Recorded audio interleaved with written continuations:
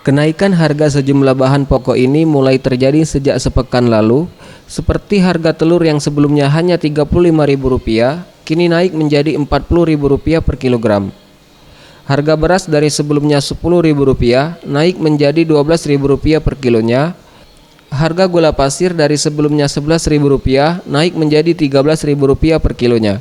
Selain beberapa mengalami kenaikan, namun ada juga harga sembako yang mengalami penurunan harga, seperti harga minyak sayur dari sebelumnya Rp12.000 turun menjadi Rp11.000 per kilonya, bawang merah yang sebelumnya Rp24.000 turun menjadi Rp22.000.